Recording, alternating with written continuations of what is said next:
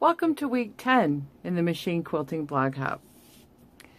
We are doing our giveaway week for the book, The Ultimate Guide to Machine Quilting by Angela Walters and Krista Watson. If you go on the website, you'll see the raffle copter. And the website is mycreativecorner3.wordpress.com, and the description box below will have all the links to it. There you can enter in several ways for a copy of that book.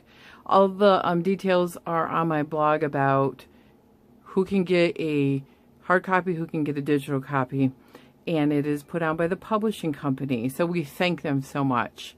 So this week was the whole cloth quilt. So what I want to show you is that I drew it out on a piece of paper first. So let's go to the paper. And you can see I used a compass to create a continuous line in pen and Sharpie. I did the circles, and then I decided where the points were going to be, and it's the dark points. And I made this with just arcs, circles, and the compass. Once I had this the way I liked it, I put the white piece of paper over top, and I used a purple Frixion pen to trace this outline. And then I drew a box around it. Ooh, look at this. I'm going to be posting about this quilt based on things that I learned in the blog hop after the giveaway.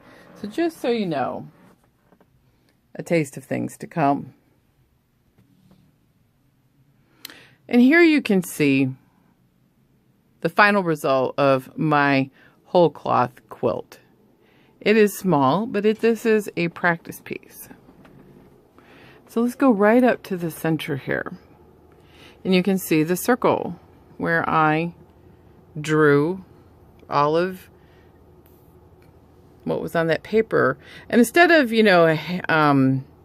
cross hatching, I started dead center, did a spiral around, and then I started arcing for the leaves, and then I snuck around and started doing petals. Somewhere along I snuck around again, did a second arc, and I snuck around here and I did another arc, and then I snuck up here, and you can see I started swirls, then I went into that pebble design, down to the tiny pebbles, more swirls, and then I decided to continuously do the petals. And then when I got done with the round, I came and did petals in the gaps. Then I used a ruler and started with just wedge-shaped rays. You can see steps of this in progress on my WordPress blog too. Once I had the rays in, I'm like, boy, it really needs more. So more is more. And I started adding this is a straight line doodle, a bananas or arcs, switchbacks, straight lines, bananas, all the way around. Once I had that done, I outlined the box and decided it could be a free-for-all. So I just started doing swirls, different types of swirls, bumping around, and then when I got down here, I decided to make the swirls look more like clouds and echoing. And then as I got down, I morphed into this paisley and then echo with the squiggly lines, and then I came over here and stopped. And then I picked it back up here, went down with the similar pattern on this side with this paisley or Baptist fan, even ending with some swirls down to more swirls. But I thought, I want to end it differently. So I just did wavy lines, and I was so proud of my work. I signed my name, the little heart on the Y.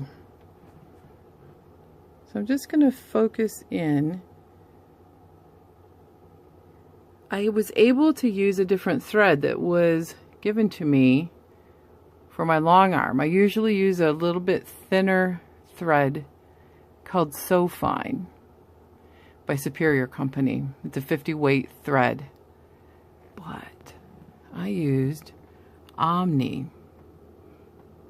And you can see on a whole cloth, a little heavier stitch isn't a bad thing.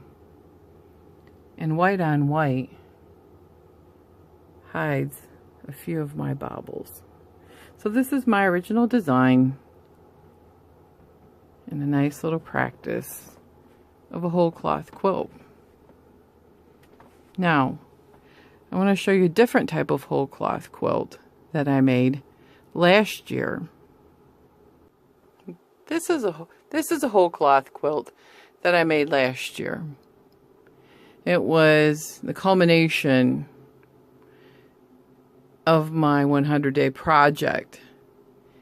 And I kind of got stuck in a rut doing some of the same things over and over again. But with Angela's and Krista's help, it will help make sense so I can figure out how to apply all of these different kind of collage stitches together.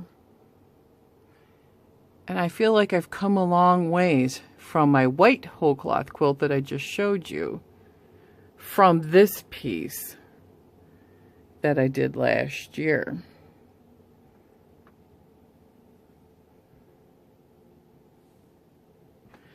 And you can see that as I step away, it has a nice texture to it. And I love that ombre line. Now I'm going to show you the back of a quilt that I just finished after the whole cloth that I will vlog about later this week. But I want you to see the back because I feel like I was able to apply so many lessons. This is the back of a quilt that I just finished. And with some of the thoughts in the book, I applied it to this. Now, I will do a full vlog about this quilt after the giveaway, but I want you to see the differences in what happens when you echo. That was a takeaway from the book. Wavy lines give great texture. You can tuck in echoing shapes such as triangles and squares, squiggly lines,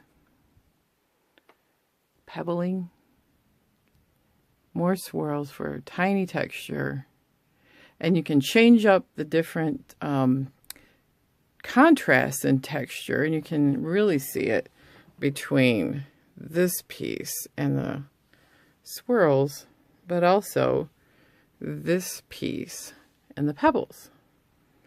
Then at the bottom, I did more of a loop and floral with some butterfly-like creatures. So this is the back.